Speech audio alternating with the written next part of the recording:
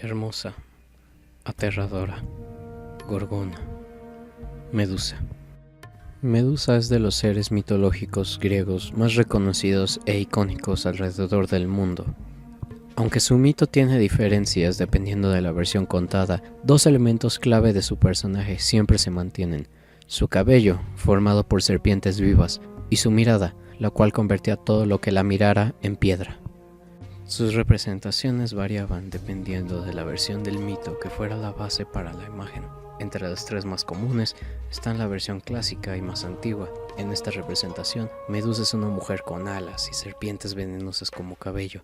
Además, su rostro era una imagen que causaba terror en cualquiera que la viera.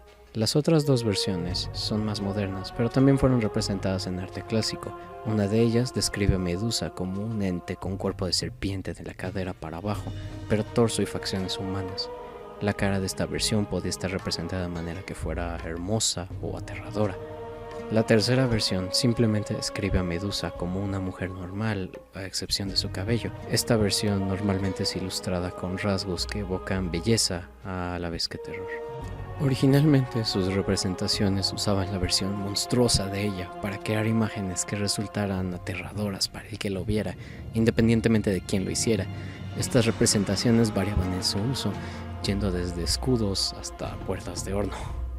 La historia de Medusa tiene pequeñas variaciones, pero en general se mantiene igual, independientemente de la variación que se cuente, con los detalles que cambian, afectando poco o nada las partes importantes de su historia. El inicio de su historia depende de la versión contada. La más antigua cuenta que Medusa tenía otras dos hermanas, Steno y Euriale.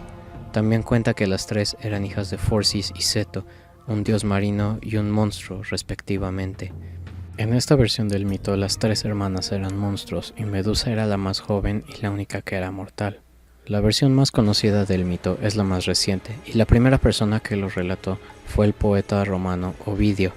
Y en esta versión, Medusa era una hermosa joven que entrenaba para ser una sacerdotisa de Atenea. Su vida era pacífica, siendo dedicada solamente a rezarle a su diosa, hasta que un día el dios del mar, Poseidón, se sintió atraído por su físico e intentó violarla. Medusa entonces huyó dentro del templo, pensando que Atenea la protegería. Sin embargo, este no fue el caso, y Poseidón la violó dentro de la estructura. Cuando el dios del mar se fue, Atenea llegó al templo y, pensando que Medusa había instigado a Poseidón, castigó a la joven. Dependiendo de la versión del mito, la transformación que Atenea le impone a Medusa cambia.